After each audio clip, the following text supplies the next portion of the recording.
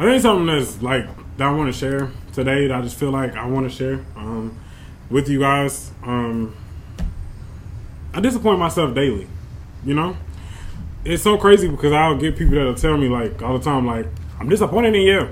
I needed you. Da da da da. And everybody just want to pull you and just all of these things. And you know, I disappoint myself because I feel like I'm not able to show up for them the way that I need to show up. And I've been off today, so today I actually took off to kind of just focus on myself, to listen to myself. So I was like, I'm not having no spiritual conversations or no life conversations with anyone for, you know, the next couple of days because I wanted to hear me. So I actually, yesterday I went hiking in the mountain. I just kind of just gave myself an opportunity. And it was funny because that was my time to be with God. But people started texting me and calling me and texting me. And at first I was ignoring everything because I was like, this is my time to go sit with God. But one of an individual that's special to me, so had called me. So I was like, okay, let me pick up the phone.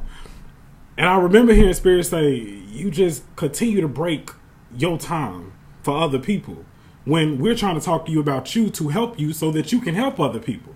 You know, you keep taking from your cup that's really empty. You're taking a little bit that you have and you're putting it in other people's cups. You're filling them up. And the next thing what's going to happen to you, your cup is about to crack. That's what's going to happen. And I was like, okay, I get you. I understand. But let me just get on real quick. And you know, and that's the thing. A lot of times we make excuses when we don't need to make excuses to do things. You know, you have to really own your power. You have to really own who you are. You have to be true to who you are. When you are tired, when you are fed up, when you are frustrated, when you are overwhelmed, those are all signs that you are exhausted. Honor those signs. Because people are always going to have problems. You're always going to have problems. Like, for me, if I think about all of the issues that I have, and I actually have a lot of issues. People just don't realize it, you know, but I accept my flaws and all. But people don't, you know, realize it, and I have to work on them. But you know, it's so crazy, you know, being a spiritual advisor, which I love what I do. So don't ever want anybody to get it twisted. I love what I do. I'm grateful for my life because I am in demand and people want me from all over, you know, so it's amazing. But the shit is stressful sometimes, you know, because let's just say for me, I could be going through a life situation. I'm really trying to focus and hear God, but I have Bob over here that is about to lose their multi-million-dollar company and don't know what to do. I have Sally over here who continues to have miscarriages and is scared and don't know what to do. I have somebody whose brother just was killed and murdered and just more and more and more and more. All of this is on my plate. And you know, and it's a blessing that I have so many individuals that trust me, that really want to hear from God through me. But, you know, it becomes a problem when I can't hear God for myself. And I'm going to tell you guys this. When you get to the point that you can give everybody else advice and guidance, but then you can't hear God for yourself, something is wrong. Are you really giving them guidance from God that is really clear? You know, my spirit told to me the other day, my spirit said, you trying to show up and be the best for everybody else when you are not even the best for yourself. And I was like, whoa. God said, it'll come a time when I'm going to tell you to walk away from all of this. Why? Because you're not standing in your true power, your authentic power. And the thing that's making you stand outside of your authentic power is your need and your desire to help. Your need and your desire to help is coming from pride. Because God is the restorer of things. You are not. And I just started really thinking about all of this stuff, and I started, you know, just processing it because it was a lot. You know, because just think in life, we want to be the best for people, especially people we love.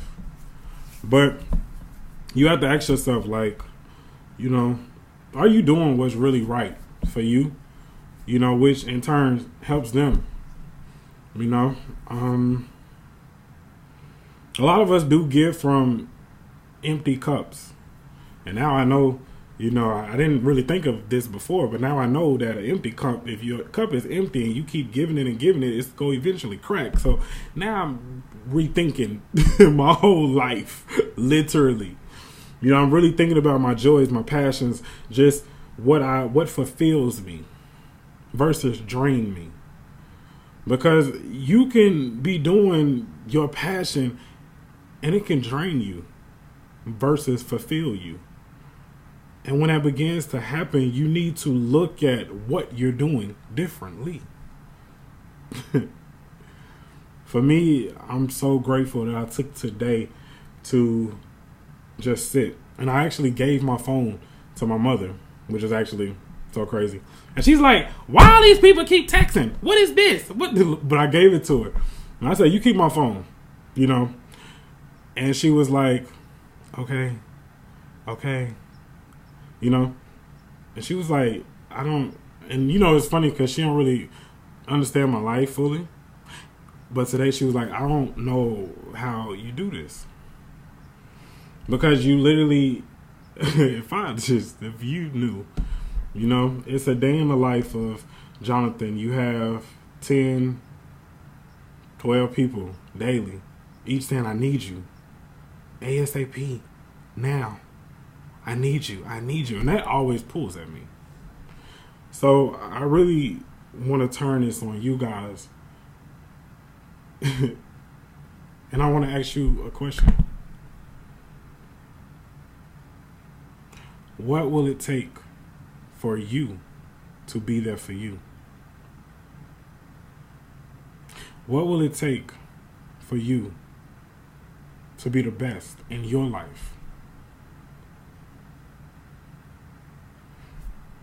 What would it take? It's time to stop sacrificing ourselves for other people. Okay?